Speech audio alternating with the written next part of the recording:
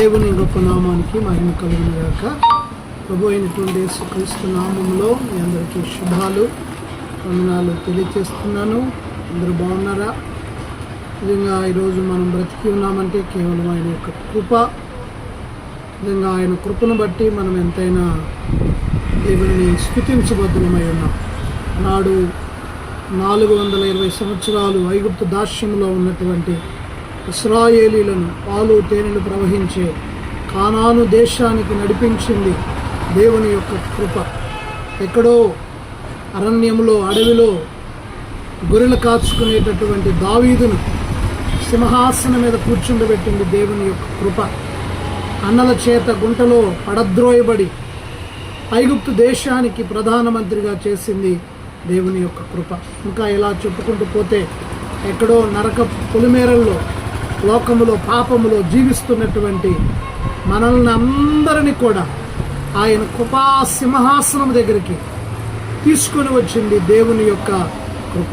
నిజంగా దేవుని యొక్క బిడ్డలారా, ఆయన కృపను మనం ఏ విధంగా వర్ణించగలం? ఆయన కృపను మనం ఏ విధంగా వివరించగలం? నిజంగా దేవుడు మన పట్ల చేస్తున్నటువంటి చూపిస్తున్నటువంటి ఆయన కృపను బట్టి మనము ఆయనకు ఎంతగానో రుణస్థులమై ఉన్నాం.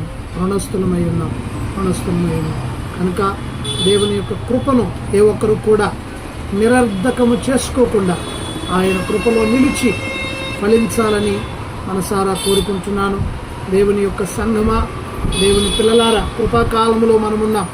శత్రువు అయినటువంటి సాతానుడు ఈ రోజున రక్షించబడిన వారిని సైతం కూడా మోసంలో పడేస్తున్నాడు, భయంకరమైనటువంటి పాపములోనికి లాగివేస్తున్నాడు. కనుక కృప విస్తరించడం చేత అనేకులలో ప్రేమ చల్లారును అనేటటువంటి మాట మనం చూస్తాము. రోజున రక్షించబడిన దినాలలో కలిగి ఉన్న ప్రేమ, పరిశుద్ధత, నీతి, యథార్థత, దైవ భయం, భక్తిని ఈ కృపాకాలంలో నువ్వు కాపాడుకుంటూ ప్రభు సన్నిధిలో ముందు కొనసాగాలని మనసారా కోరుకుంటూ నా మాటలు ముగిస్తూ ఉన్నాను. దేవుని కృప మీ కుటుంబాలకు విస్తరించునుగాక. దేవుని కృప మీ మినిస్ట్రీకి విస్తరించునుగాక. దేవుని కృపా సమాధానములు మీకు తోడై మిమ్మును ఏలునుగాక. Amen. Thank you. Praise the Lord. దయచేసి గమనించండి, మా ఛానల్ని ఇంకా ఎవరైనా సబ్స్క్రైబ్ చేసుకోకపోతే సబ్స్క్రైబ్ చేసుకోండి, లైక్ చేయండి, షేర్ చేయండి.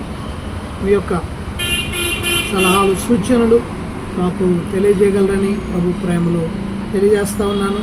థ్యాంక్